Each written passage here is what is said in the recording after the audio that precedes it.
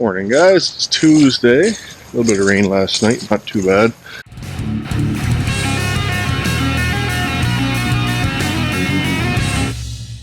It was warm yesterday, 25 degrees. You would have seen that though. Don't know why I'm telling you. But anyways, we got herd health going on today. This morning. So basically the vet just comes and preg checks some cows and stuff. So gotta deal with that first. And guy's coming to pick up that blue 300 again. So there's that. My garden is still soggy. It'll be the end of the week if we're lucky before I get near that again. So yeah, not sure what else I'm up to. Gotta fill that cart too. And we're gonna clean up all this stuff that gathers up along the wall. All the way up. Just hay and crap, a little bit of silage and whatnot.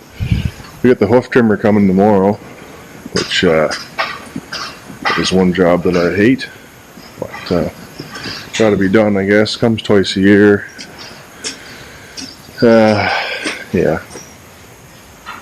Tab's having a nap there, kind of funny. Anyway, yeah, hoof trimmer's coming tomorrow, so we gotta trim all the hooves on the cows. So I probably won't get much video tomorrow. We'll be busy doing that. It's just me and Dad and the hoof trimmer. Usually my uncle's here, but he'll be fishing tomorrow, so we'll be on our own, I guess. But anyways, alright, we got that cleaned up a bit. I don't know if I explained in the last clip or not why we were cleaning it out, other than just general burn tidiness. But we run this cable up, usually along the wall closer, for the hoof trimmers, I don't know what you call it, thingy, contraption. The cow goes in, it's electrical powered or whatever. So that's a 250 foot cord, or maybe not quite, maybe 225 feet. It's pretty heavy. But anyways, we gotta bring another bale in here. That one's just about done. It's actually just out here waiting. I got it out of the hay barn earlier. So it's just on the pallet forks, or jack I should say. Pretty easy way to move bales around on the pallet fork. So anyway, I'm going to sweep the silage in first before I do anything else, and then I'll do that, and then I'm not sure what. Not really a whole lot going on in the days to speak of, now that well, it's so wet to do field work and whatnot, even though I got most of it done. But yeah, just picking away at stuff here and there. Still not looking forward to the hoof trimmer coming tomorrow though. Lots has to be done. Herd health went well this morning, I think. I never heard too much on it. The blue 300 went, so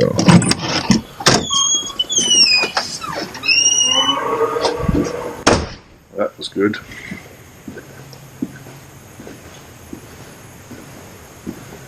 Guys, good afternoon. I'm here in the shop with the New Holland harvester. Not working on it though, unfortunately. Other things. I got my 10 here. I'll show you that. My 10 is here. I tinkered with it a bit Sunday morning, and it seemed like it was out of gas, I think. I'm having trouble with the carburetor again. Just constant battle with these old Walbro carburetors on the Tecumseh engines, but I have to deal with it for now. I can get a new one, Chinese aftermarket, for like 20 bucks, so I might just do that. They require a little bit of modifying, but it's not too bad. Anyway, hopefully it's running now. I don't know. I got well, I'll have to tell my garden later in the week, I guess. I'm not going to need it right now. I ordered a cultivator online I'm kind of excited about. An old Brinley sleeve hitch mount cultivator. On eBay, believe it or not, getting it shipped from Pennsylvania, I think. It was kind of expensive, but and kind of old looking and rusty, but I just can't find them around here. I've tried for the last couple of weeks trying to find one local, and it just wasn't happening. So I bit the bullet and ordered that one, but might have to get some new sweeps for it and stuff. Anyways, so that sleeve hitch cultivator, I'm going to use that in my garden. I'm kind of thinking I'm going to space the rows out in my garden wide enough that I can drive the tractor through. I think I mentioned it with the tiller, but I think the cultivator will work just as good. I might put different sweeps on it or something like that. I'd have to figure it out when I get it, I guess, and we'll kind of help control the weeds a bit that way. But I'm really no expert in that kind of stuff, so we'll see how it goes. It's kind of for fun anyway. And yeah, so that's one thing we got going on. And then the other thing, I got rid of the blue 300 this morning, and now I've got a red 500 Suzuki sitting here. Yeah, not a bad bike. I can't remember what year it is. I think it needs an axle in the back. I have to check it out. I'm going to check it out right now. See what's going on with that, making a clicking noise. So that's something to look at anyway. Yeah, I think I could do an oil change on it too. So I know you're watching, David, so let me know if you want me to pick up the oil and filter myself, if you're going to bring it or what, if you want me to change the oil. I know you watch the videos, so anyway, yeah, we'll figure out this axle, and then should be pretty well time for choring anyway. So, oh, and I gotta take the lawnmower out too. Grass is getting high again, believe it or not. Alright, so I drove around investigating a little bit, and there's definitely a little bit of clicking coming from this corner here. So we're gonna assume there's a bad CV joint, and I'm guessing, judging by that shit stain there, that's the outside one. I did the boot on this one last year, I think it was.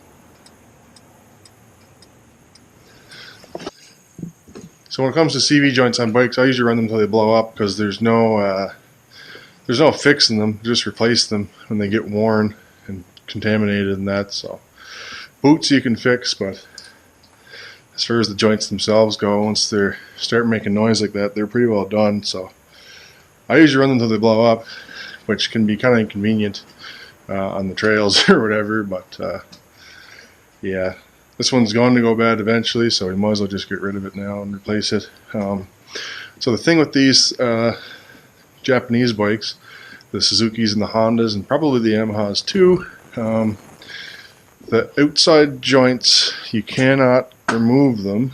See if I have one around, but I don't see it. The outside joints, you can't remove them from the axle bar.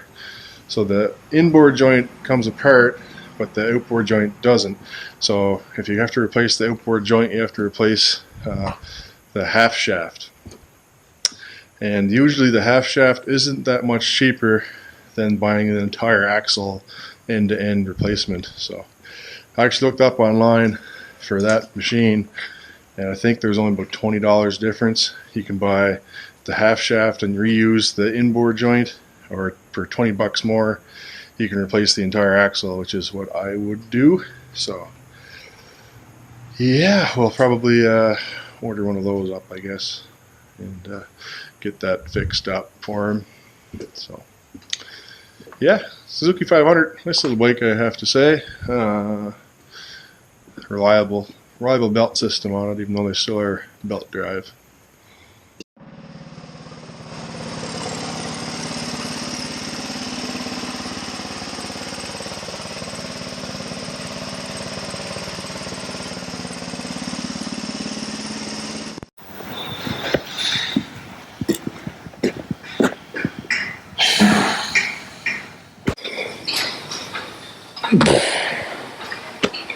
Well, I left my GoPro down at the shop. Dad took a run to town and I need some tires for my grandmother's car. Anyway, my uncle didn't come home from fishing yet. Having a late day, I guess. So I'm stuck here doing the chores by myself, which isn't a big deal, I guess, but it's just way more work. So I got to feed that load of silage that we filled up earlier. I got to feed another one, and I got to feed the smaller heifers and stuff way over. You can't see anyway because of the light, but they're over there. So do I take a chance on running over there and feeding them now while this is filling, or what?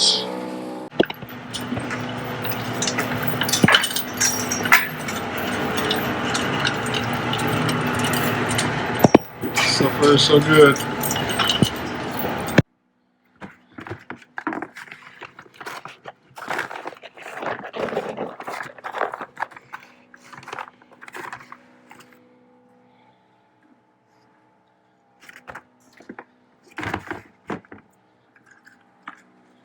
Milk replacer for bottle calf.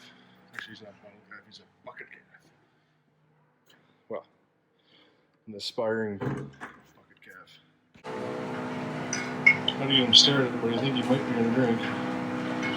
He's just transitioning from the bottle to the bucket.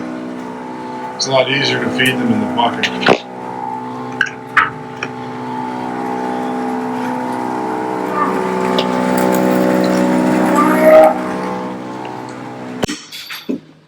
Well, I already got the 2 carts fed. I need to fill one again, but I gotta get a few other things done over here on the other side of the barn before I start that. I gotta feed these heifers their hay.